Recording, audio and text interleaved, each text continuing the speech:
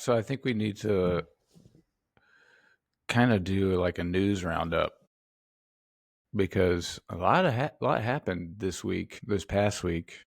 So welcome back to MBD, My Brother's Deeper, where we've turned into a political show. Maybe we See. have, I don't know. So the first news story, which is kind of bonkers here, is that this United Healthcare CEO was murdered by a lone gunman, and they just maybe they found the guy. They say he's a strong person of interest, which is to me like interesting wordage. But they've charged him, so maybe he's the guy that they think he is. His name's Luigi.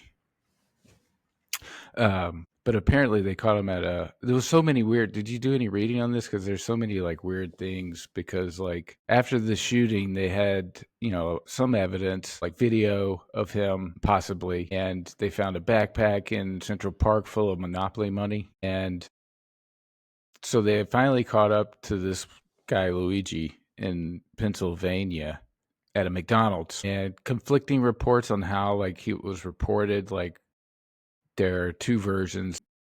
One version is like an elderly man was at McDonald's and recognized him, and then another version is that an employee at McDonald's recognized him and called it in. The interesting fact about this whole story, though, to me, is the way people in America have reacted to it, and it is strange because like it's strange, and also like I'm a part of it, and I feel the same things that these people are feeling, and the overall feeling is good riddance. If you do any kind of research on that United Healthcare and that person who was murdered, it's not good. Like they were, capping hours off anesthesia. They were and the guy apparently, I don't know, did you know like also that another part of this crazy story was the bullet casings, they Yeah. found etchings Yeah. on them, words, and they were basically words that were in the same line of this book that was written about like how healthcare companies operate, and they're like most companies, they're trying to make money. And so it's very interesting to see how most Americans reacting to it, and then there are some who like Elon Musk and Fox News and people of that nature are like, I can't believe this is America, this is how we deal with it. But it's like, okay, Fox News said this, right? And it's like, okay, but we're about to enter a phase where January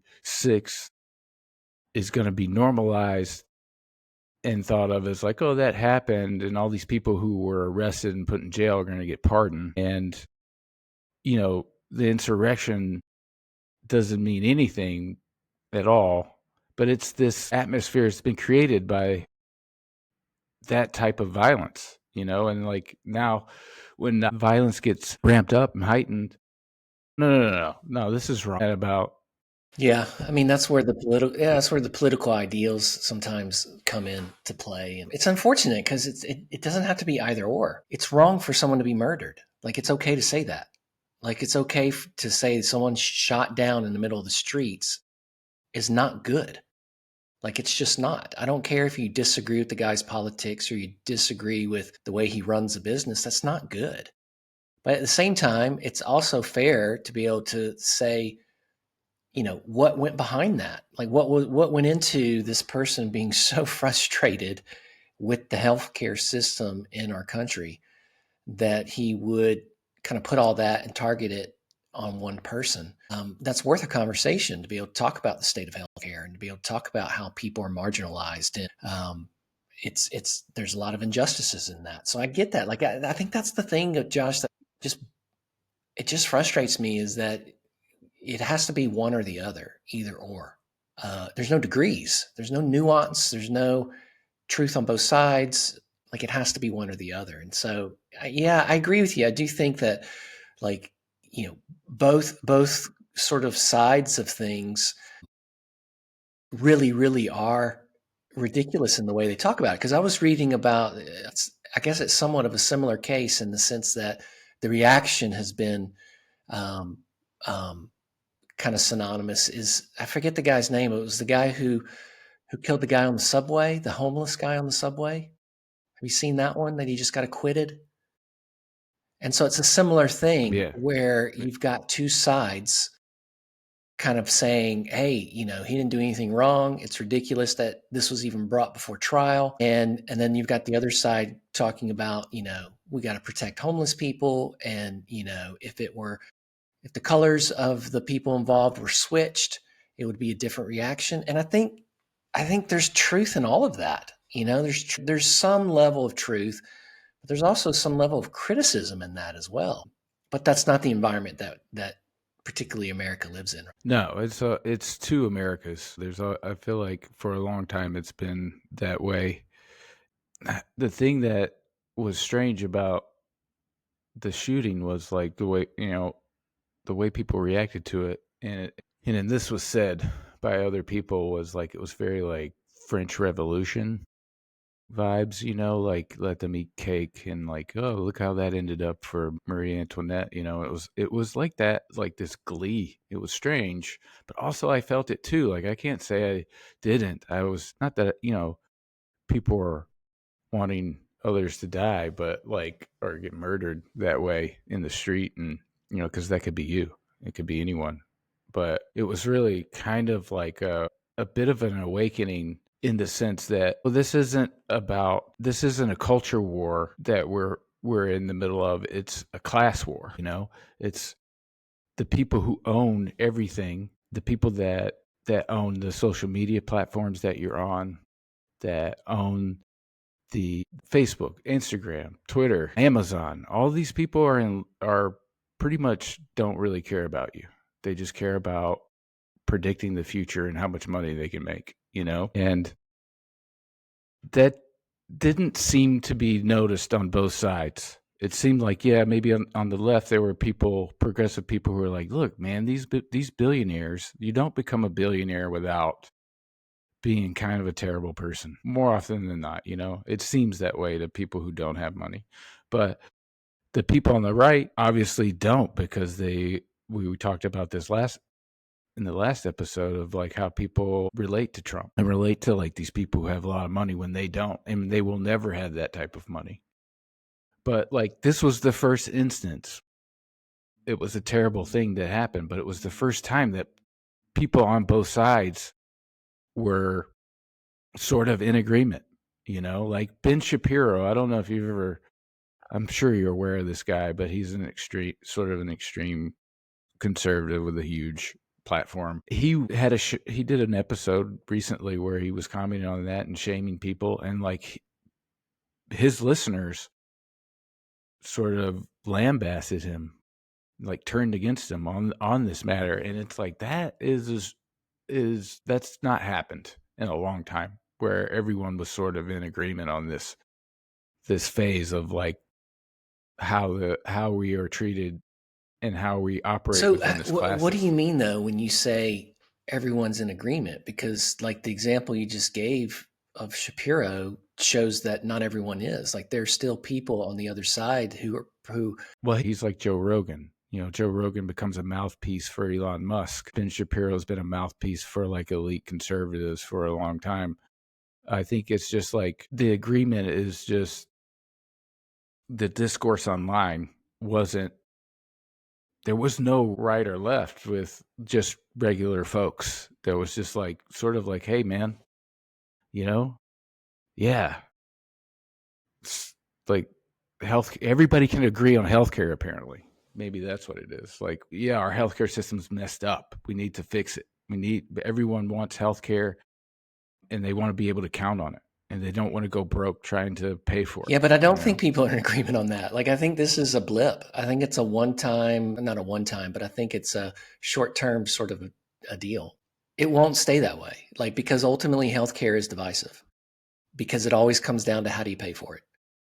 And so if you want wide access to it, now you're getting into the ideology of politics and the philosophy behind all of that. And so I don't think, maybe it's a moment and maybe it's a bit broader than what I perceive, but I don't think it's going to last for any amount of time. I just don't. Like, it's just too divisive. Like, I think there was a moment on January 6th where like most people were like, oh my God, this is horrible. It didn't last. Like it didn't last a day. So yeah, maybe, but maybe I'm too pessimistic. Yeah, that's pretty cynical But coming from I think it's you. just reflecting reality. Like I think you just look at historically how these things have happened, and I think the amount of time where people feel unified continues to get smaller and smaller and smaller over time because people are dug in. You know, like when you said, I think it's interesting. You said it's not a culture war, it's a class war. I wonder if those two things have merged to a large degree. You know, like I think a lot of times, like what is determined culturally, oftentimes is associated by your class. And so I think those groups have become more homogenized and bigger and bigger and bigger to where you can, it's not, you know, but I think you can kind of draw some really, really big circles and be able to go, okay, people who believe this about culture all kind of fit into a particular class and vice versa. So yeah, I just think it's becoming more and more homogenized in the divisiveness of it, if that makes sense. It does, but I do think that you might be right about it being a blip, but I also think that for at least for a moment there was a window into sort of everyone not being so divided. Another big story though was with Yeah. Syria was Assad. These rebels, they've been in a civil war for years now, but the Assad fled Syria, is now in Russia, supposedly. That is a huge thing for Russia because they seem pretty somber about it because like that was one of their key kind of like Middle Eastern pieces. Also, that's a win for Israel because that weakens Hezbollah in Iran. So and interesting, the day after the rebels took Damascus, Trump comes out and has some harsh words for Russia. I don't know if you saw that, but he was like, you know, we need to do a ceasefire with Ukraine immediately. They're ready to go. Russia has been weakened. You've lost, you know, he put a number on how many soldiers Russia had lost, and then Russia quickly came out and said, no, that number's wrong. But it did seem strange to me that Trump took that stance of like against Russia when we were just talking about how like he had sort of normalized Russia to American people. So like that was a huge thing out of left field. No, I agree with you. I do think that's strange, and I do wonder kind of, you know, if that's some sort of a strategic move. You know, he doesn't come across as someone who's super strategic just from observation, but like I do wonder if that is a strategic move to kind of move those talks forward, and at least get them at the table together. Um, I don't know. We'll see. I mean the talks for Ukraine would be like they're going to lose land, you know, like Russia's going to come out of this with like part of Ukraine and like I can't, And that's what they're fighting you know, for, is to avoid that. Yeah, they don't they want to do that can't. at all. And I think Yeah. that's ultimately Yeah. Trump's play, is he's going to try to convince Zelensky to be able to do that. And I don't think Zelensky's going to do it. And I don't think Putin's going to give up. So it'll be interesting to kind of see what comes from that stalemate. Another story that I saw which kind of blew my mind was there was an election in Romania. No. Did you see that? So there's an election in Romania and the far right won, and but the highest court in Romania threw the results of the election out due to the fact that they had proof that Russia was meddling in the election process. And I was like, wow, why couldn't we have done that 8 years ago? Well, I didn't know that could happen in a I country, you think it all know? comes down to probably how your constitution is set up. You know, they obviously give that Yeah. their high court a lot of power on that. I mean, that's the crazy thing, though, is that the issue with that 8 years ago was never, Russia's involvement was never in question. Like that was pretty much a slam dunk, right? Like all the intelligence agencies were like, no, here's the proof, here's the proof. The issue was, to what degree was Trump involved? To what degree was he allowing it or benefiting from it and knowledge of it? And that became the story. But yeah, I know, like it would be crazy to be a part of something like that where law works quickly. Like that's the sort of thing that doesn't happen in the States. Like we weren't living here when it happened, but in the night, I think it was in the 90s, there was like a big school shooting here in the UK, and I might be getting the details wrong or whatever, but I think it was like late 90s. I think it was a school shooting, and there was such an outrage in regards to doing that. Like almost overnight, the law changed. Like citizens came together, government came together and said, "This is ridiculous. We're not going to have this anymore." And so now, like, you can't really own a gun in the UK unless you jump through a ton of hurdles. And then on top of that, like there's massive, massive oversight in regards to that, like laws requiring you have to have a gun safe, you have to have you have to keep the ammunition in a separate secure location from where the weapon is. Like there's people who come around and check on that. Like there's a lot of stuff that you have to go through, and all that happened pretty quickly from a relative standpoint. Like America doesn't have that sort of environment, where change can happen on a federal level quickly. It's the land of the filibuster. Just keep talking Yeah, and keep talking and keep talking until if somebody gets tired and you all go home and then it's Christmas time and we'll come back after the new year and we'll exactly. talk about Which is this. why, like, when Trump talks about, because he just did that interview with NBC and he talked about abolishing the 14th Amendment, right? I'm sitting there going, there is no way that's ever going to happen. Like, our country's not built to change the Constitution in that way. Like, at its current state, you're not going to get, I think it's like 3/4 of the state have to ratify that. Like, that's not going to happen, you know? So it's just the environment. And you're right, the filibuster, the lobbyists, all that sort of stuff plays a part in it because everything has political consequences and everyone is raising money for the next election.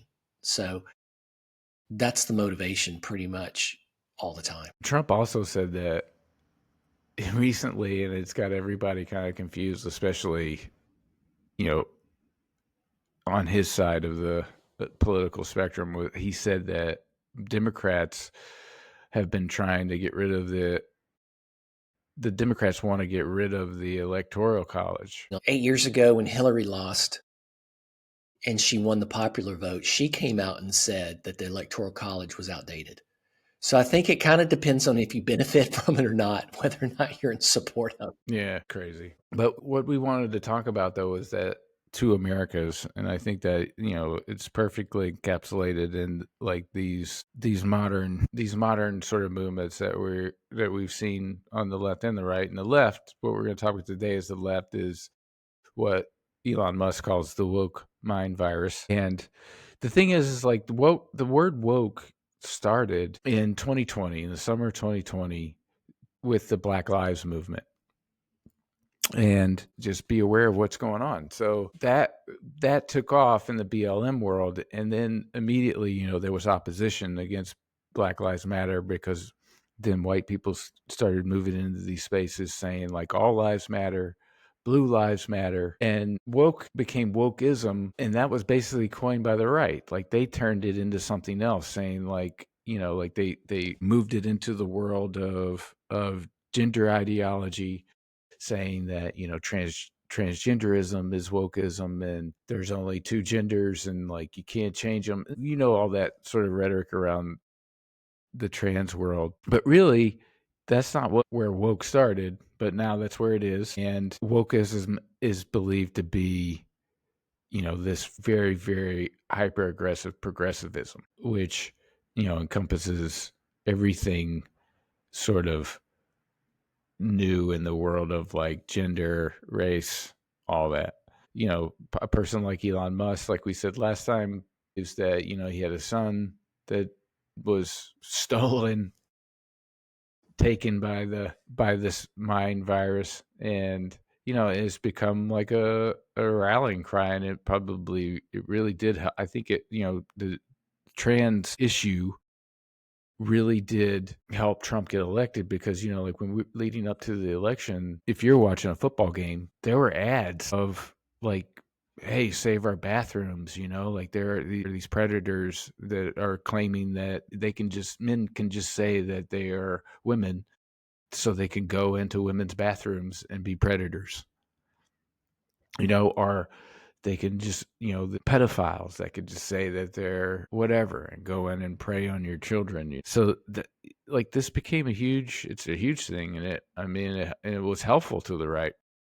The idea of wokeism started way, way before the word woke.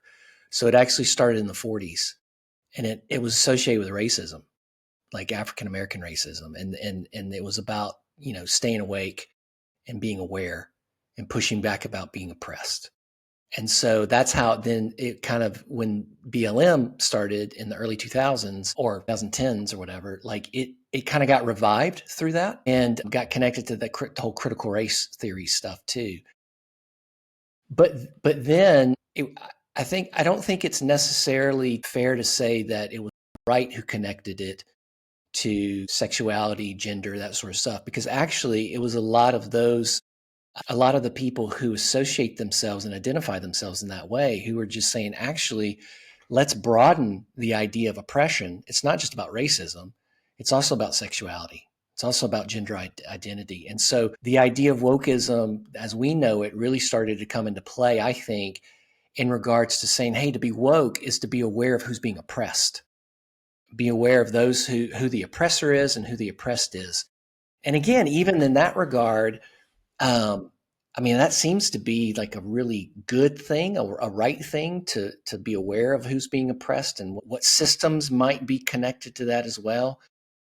But then in the last sort of decade, half a decade, now that's where it becomes the Elon Musk sort of thing of like there's a woke mind virus. And I do think that there's some caution in regards to I think to be fair, I think when conservatives kind of hold up a flag to say, beware of this idea of wokeism, I think a lot of times what it is that if you disagree with someone's definition of oppression, you disagree with someone's definition of tolerance or intolerance, and you disagree with it because you have a perspective and you have a view, now you're essentially like oppressed yourself. Like you aren't tolerated as well.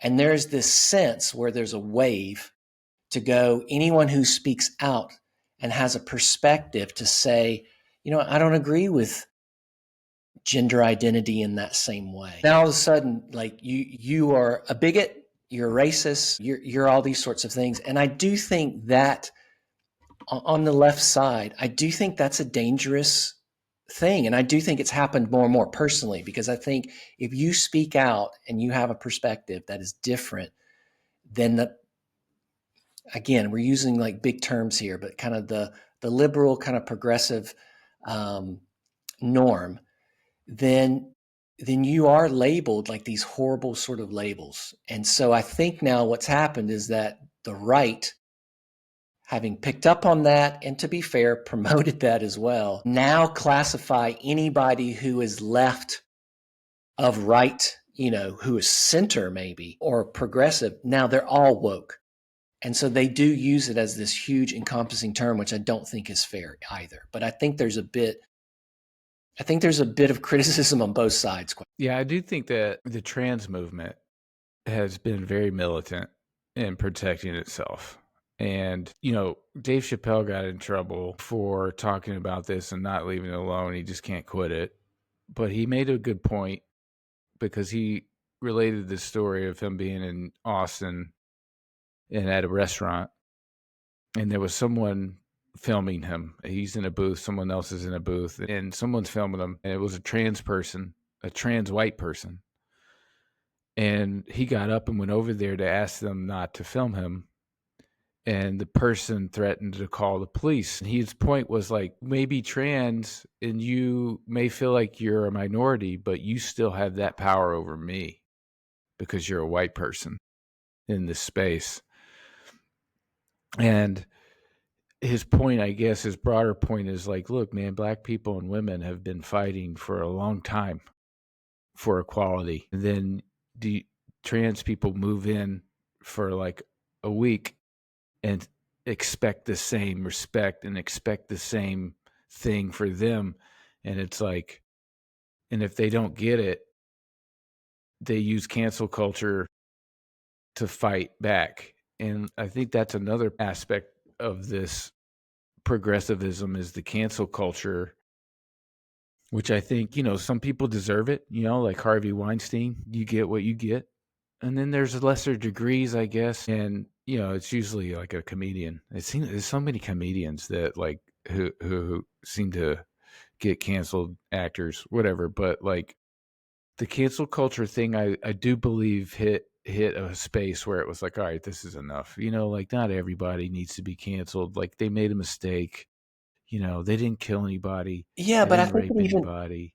They didn't sexually yeah, harass but anybody, I think really. the frustration, Josh, is that it goes beyond just making a mistake. So it goes beyond like, hey, I said some things 10 years ago that now in light of culture don't age well. And I need to apologize for that. Like that's a mistake. All right. Or that's being a victim of culture moving on and time happening. Like I get that. All right. But people do go after people like that and don't give context. I think where it goes beyond that, where it's not a mistake, it's a perspective. And I don't know where you're at on this, so maybe it's a bit of a risk. But like I, it seems to me, based on again just my sort of like understanding and trying to like read kind of the relevant things that are connected to this, it seems to me that's kind of what happened with J.K. Rowling. So J.K. Rowling, to your point, like basically was like, hey, look, I'm a woman. I'm proud of being a woman, a biological woman who does identify as a woman. And I've fought for years and years and years. I'm a feminist. I want to celebrate femininity. And kind of to your point, like now, people who are biological men, born men, saying that they are women, whether they've had surgery or not, or whatever, all the complicated sort of degrees of that. She's like, I'm not quite sure that's helpful, in regards to that. And I do think that there are spaces that women have fought for that need to stay uniquely for women. Well, she's been lambasted by that. Like absolutely. And like I read through what she said originally, and you're like, I don't why is that worthy of being canceled? Like she has a perspective that's different, but she's called a bigot. I think I agree with you, man. Like initially what she had written, I was like, this is Yeah. this is valid. Like what she's saying is legit. But I think what happened to her is the same thing that happened to Dave Chappelle. They have good points, but then they get mired down by the trans movement, and the trans movement just attacks them so much that they get lost in that space of defending themselves, and it just gets worse and worse, and it's like they're digging a hole trying to get out. So now she's in this space just the same as Chappelle is like they're Yeah. close to being like they're on Yeah. this cancel fault line, and like they're about to fall into the hole. And it's like, and that's because of just the aggressiveness of this online attack that they're getting, and they can't. And the point that they made originally gets Yeah. lost, and now they're just Yeah. a trans hating person. And it's like, I don't think that's true. It's just It is. the And I think vitriol that's where like online. I wouldn't use the same phrase because I think there's a bit of like of provocativeness that Musk is trying to do here, but I think that is behind the idea of a mind virus, is that it's something that really kind of sweeps people up and takes people over, and they begin repeating these same sort of ideas and really repeating the same reactions without taking a step back and going, well, what are we talking about here? And so I do think that culturally that's become more popular and more accepted. And if you're on the wrong side of that, you don't want to be attacked. You don't want to be, associated with those people. So it's just easier to kind of like, well, yeah, I'll adopt that as well. Now, again, that's a general sweeping statement I'm making too, because I don't think everybody makes a decision that way. But I do think there are a lot of people who make decisions that way.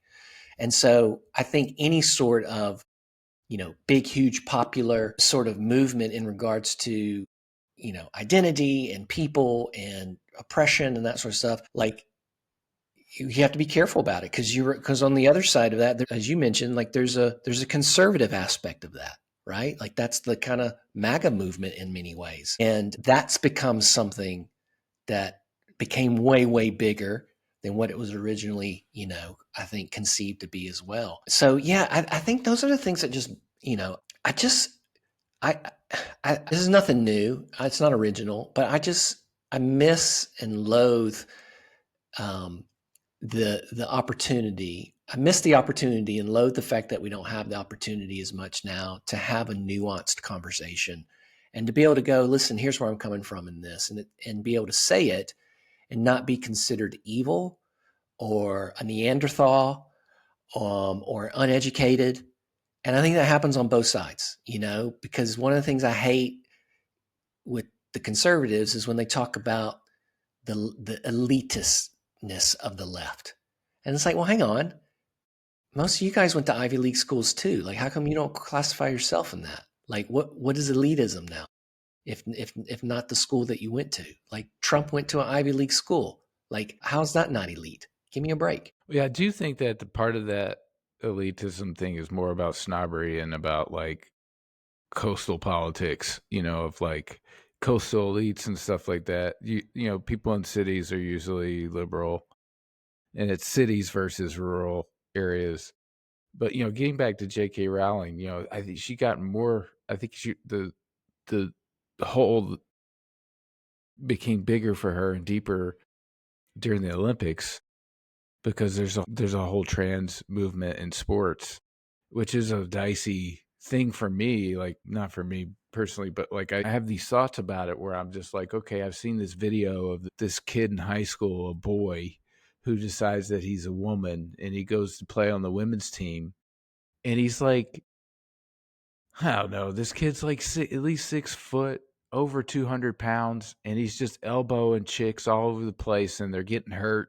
And it's like, how's that cool? Maybe that's wrong. And maybe that's just because I'm an older person from Gen X and like, I don't know. But like, I do think that there's this conversation to be had about transgender sports, but I don't know how to have it. I don't know how to have it like civilly, because like if you don't like if you don't like think it's cool, then you're just an old person that's out of date, out of touch, and like maybe that's true. Like But I'll again, own I think that, that's but part of what we're talking about is that if you voice that concern, the instant criticism is what you just said. It's those labels, right? And so that's not fair. I remember, I don't know how long ago it was. It can't be too long ago, but like there was a conversation in tennis where it was like kind of at the end of Serena's career when she was, she kind of had a run what Serena Williams did where she, like towards the end of her career, like won several majors in a row and was kind of threatening, like I think the Margaret Court all-time majors sort of record or whatever. And after one of those, some people were talking to John McEnroe and they were like, hey, McEnroe, where do you place Serena in like the all-time greats? And he just very casually was like, well, if she's not the greatest, she's definitely, at the top of the list of the greatest women players of all time. And the person that was interviewing him was like, what, why did you say women, one of the greatest women's? And he's like, because she is. She's like, they don't compare to men. And they were totally offended by it. And he was like, look, if you want to have this debate, just do away with men's and women's categories. And let's just put them all together. And so they went back and they talked to Serena about it. And she was like, I wouldn't even be in the top 50 in the world. Like she's like, it's a different category, like because of this, because of the biology of it or whatever. So it's like, you should be able to have those conversations and they should be able to reflect science and reality and, just basic genetics and that sort of stuff to be able to go, how is this fair? Right? Like how is it helpful to girls to be competing against people who, for the majority of their life, have had, a male identity and have developed from a hormone perspective in ways that biological women have not been able to. That doesn't seem in the true spirit of sport, just quite frankly. So I'm with you on that. Yeah, I think the sports thing is, yeah, the sports thing is hard to navigate, and I don't know what the answer is. I don't know, but I do think that the way younger generations view gender is not so much biological, but it's an identity that they choose, and like I get that, like I understand that, like I think it just continues to evolve in regards to the different types of genders and what you can classify yourself as. And that it kind of, the only limit is someone's imagination, it seems like.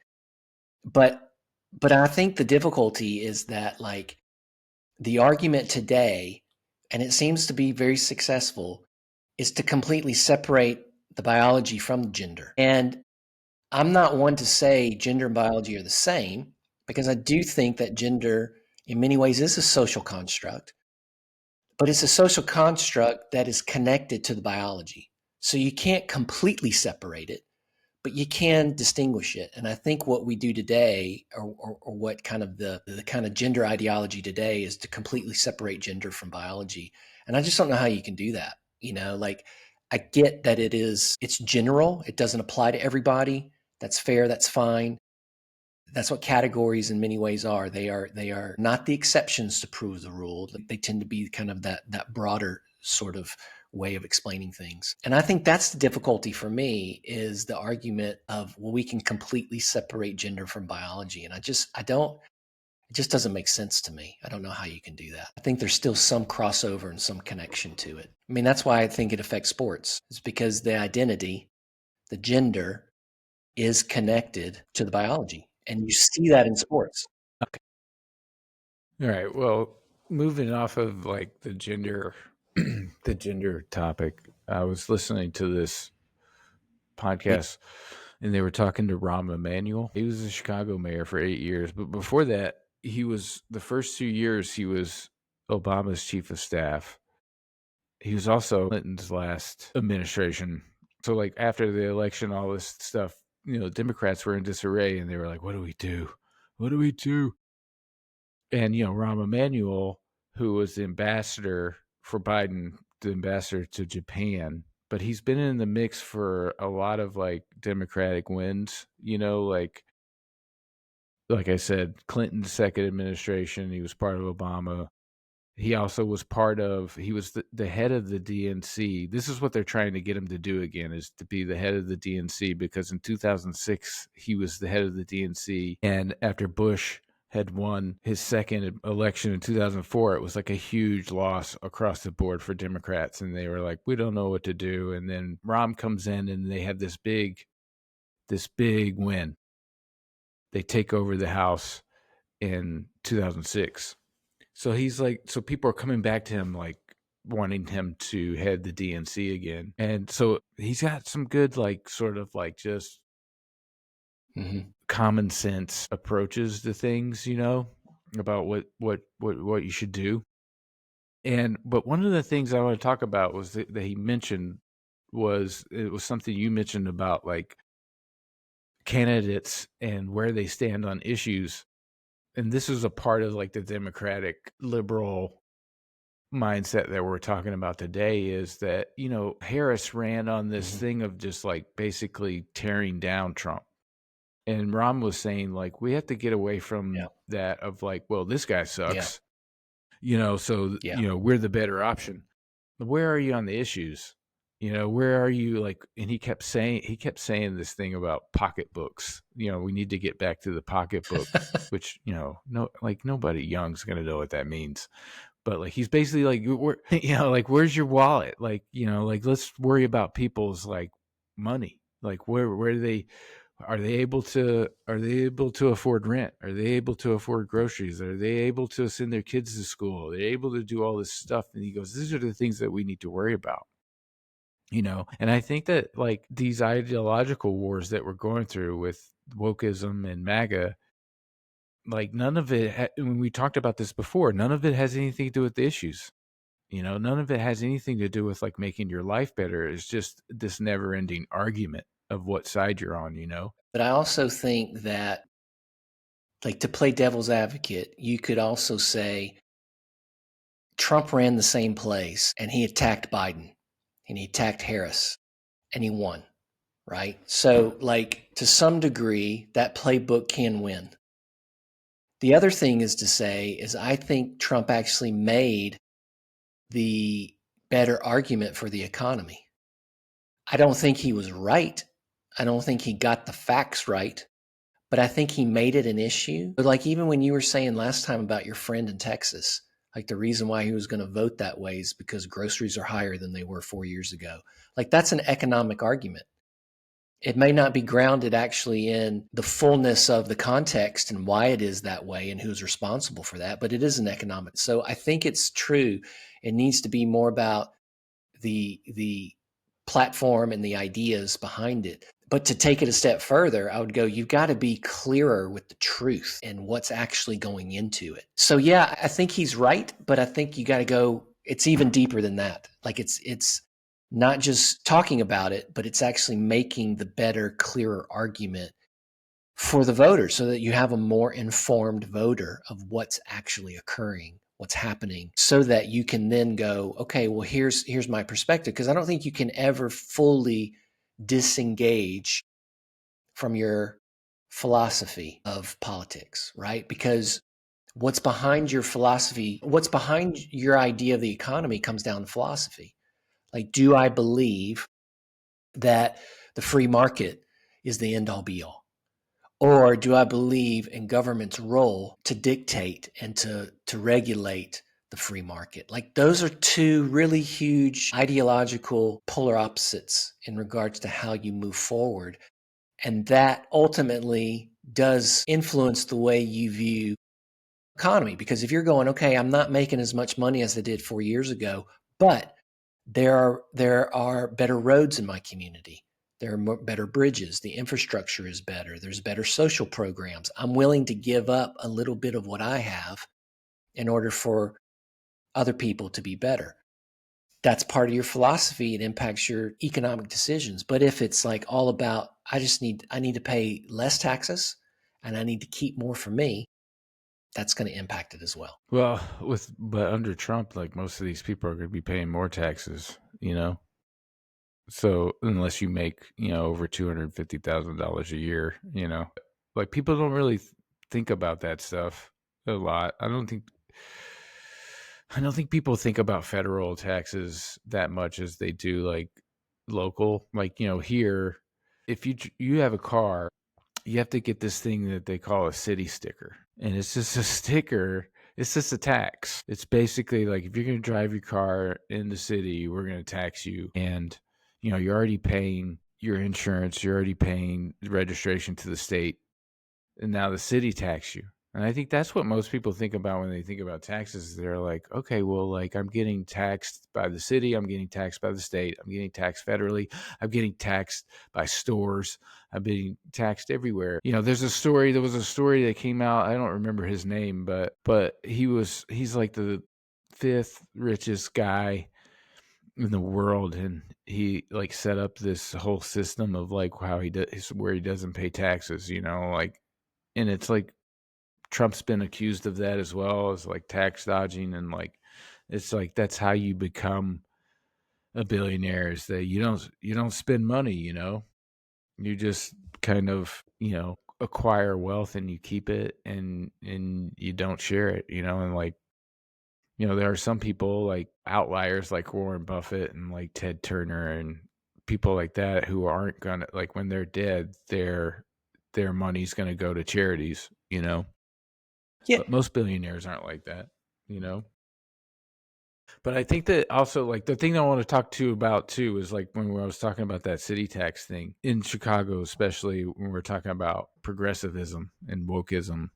And Chicago's a big town for that. The last two mayors have been mayors who sort of came out of nowhere, and they, going into the whole start of the election, there in Chicago, there's like, you know, 20 people running for mayor, right? They're all Democrat. There's never like a Republican. That, if you're a Republican, It's only in issues like if you're a you're Democrat, but like maybe you're pro police. Like there was a guy running in the runoff who was a white guy who was pro police and all that, and he lost. But these last two progressive mayors that we've had have done nothing. They have no idea what to do when they get into office, and they're ineffectual, you know? And it's almost like, man, we should have voted for that guy who was like the military sergeant, you know? Like that's what people say about Rahm Emanuel. You know, it's like when you have a big city, you kind of need someone to like be like a military sergeant and like just ram things down people's throats, I guess. But like with these progressive mayors that we've had, there's a voice for everyone. That becomes just a conversation. Like we were talking about the filibuster earlier about like how politics work in America. Well, that's how politics works here with these progressive mayors is that, oh, it's just a open conversation. It's all fluid. Nothing gets done, you know? So I wonder if like, we're talking about like sort of the left being like when they lost this election, the Democrats lost this election is because like they don't know how to do anything. They just talk. They don't know how to like get anything done anymore. When they used to.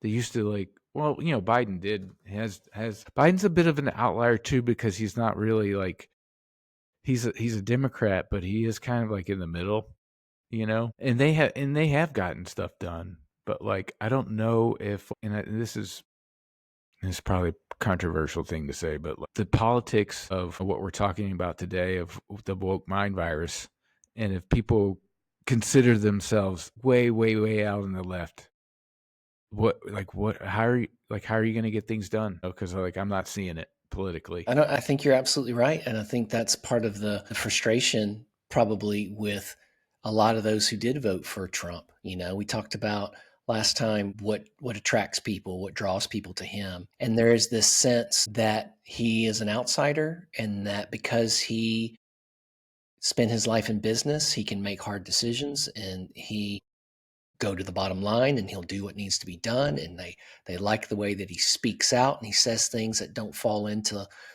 political correctness in line. And I think it fits a caricature of somebody that people assume can get things done. So I do think you're right. There's something to it, and it is a frustrating thing to see that because now we're at a point where it doesn't matter if you have a good idea. It doesn't matter if you can get things done. If you're on the other side, I'm just not going to let you do it, even if it benefits us.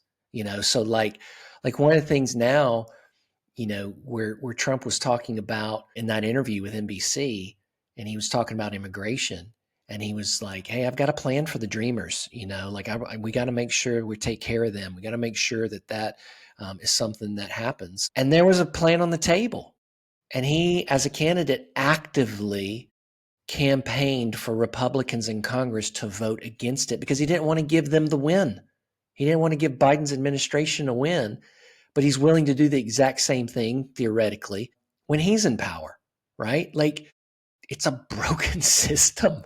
It's all about wins and losses. That's what it's about. Yeah, part of that, I think what you're talking about was like there was a plan for the wall as Mm-hmm. well. Like there was all this stuff about like Mm-hmm. immigration and all that, and like and he pushed for people to Mm-hmm. not vote for it. Yeah, it's just crazy. It's crazy. Like you ran on immigration, dude. Like this is what you're running on. He did that interview and he said there's 13,000 like killers and rapists out there, and I saw an article from the BBC about that saying like this is the numbers here. That's Yeah. numbers Yeah. from counting from like 1860s, Yes. and Yes, also that's it's right. counting people who are incarcerated. So it's not they're not out on the streets. Most of them might be dead, and some of And them the are other locked thing up. that he said too was he said that number was either 13,000 or 130,000. I can't remember what it was, but he said in the last year. And so you're right that the article and the research goes back and goes, no, that's actually over 40 years. Yeah, that's crazy. It's just whatever gets clicks, like like the way I find myself kind of struggling with this with the internet and reading the news is like it's all clickbait. Like you'll see a headline and be like, "Oh, what is that about?" And you'll go to it and you get into the article and you're like, "This is bullshit." I just got clicked, dude. They You baited me. fell for They it. baited me. We're all subject to it. Yeah, it's infuriating, but like, yeah, it goes back to what we were talking about. Like, what is nobody cares about facts. They just care about this narrative, reinforcing the narrative that helps them out the most, or whatever helps them out. I really don't know what helps MAGA other than status, keeping the status quo. I mean, we'll talk about MAGA next, but like, at least I'll say this, like as we get to the end of this one, I'll say this about the left and the woke mindset is like at least they're progressive. At least they're trying to get into the future and imagine a future, whereas MAGA wants to live in the past. I feel like I'm always a balancer, like when I talk about these things.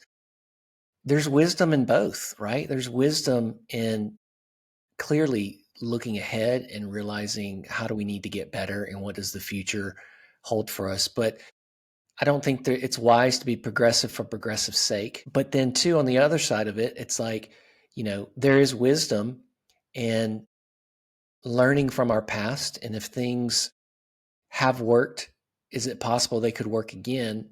But one of the worst phrases in the world, we talk about this all the time, just even in our church. One of the worst phrases in the world that we don't want to hear is, well, this is the way it's always been done. Like, I don't want to hear that. Just because it was done a certain way and it also worked doesn't mean it's going to work today.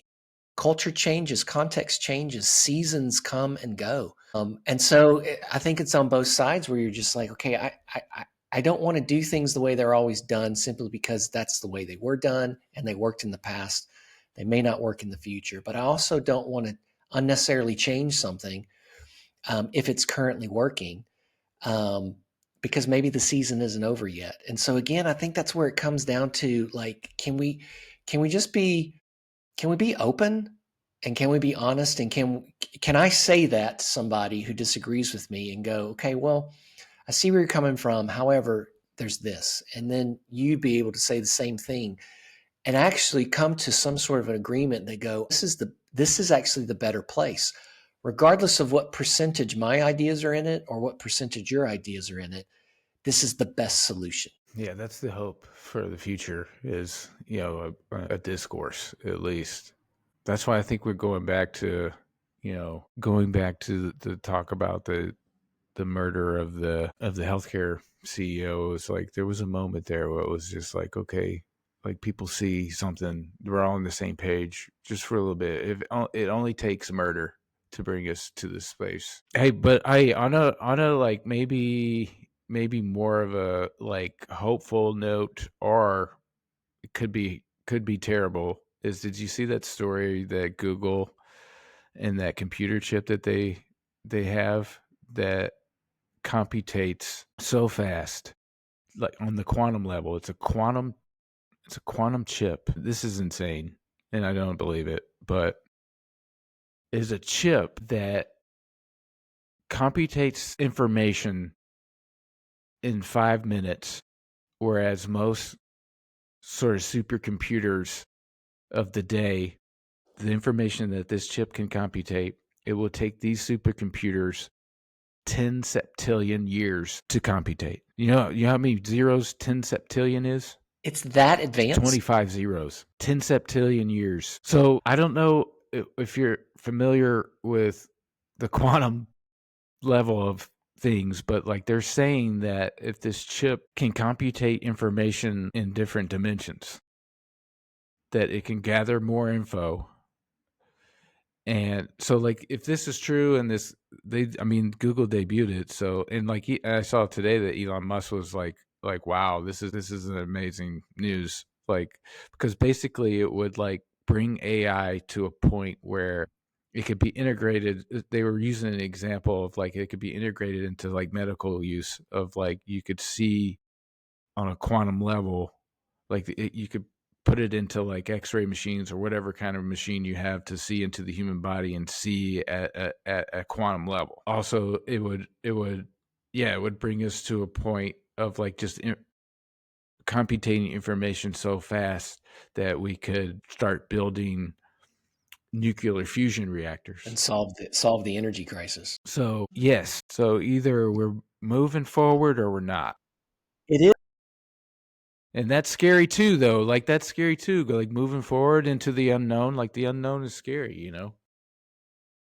But Dune fan, right? And so I don't know if you've been watching the new show or whatever, but like it kind of got me back into that whole universe and trying to like remember, all the references and the timeline and the history of stuff. And like that kind of whole universe really does begin with a war against AI. yeah, the thinking machines, man. I mean, it could be real for us now. Like we could be, 20,000 years away from Muad'Dib, So, and then another 5,000 years from Leo the Second as a worm man. That's the plan. A worm with a human face. Could you imagine that though? Like whenever you watch Star Trek and you see Bones with the thing, and and like Star Trek 4, where like Chekhov gets like his insides like crushed and like they're gonna open him up and he's like, what is this, the Dark Ages? And he just holds the thing over and they can like do it. Like if we could get to a point where we don't have to have like open people up Absolutely. to fix them, that would be amazing. And maybe that Google microchip Crazy. is the first step towards that. I don't know, but who knows? Anyway, I think the next time we'll talk about another mind virus. So anyway, this has been another episode of MBD, which is an acronym for My Brother's Deeper. We're on YouTube now. We're on Spotify. We'll be back next week, hopefully.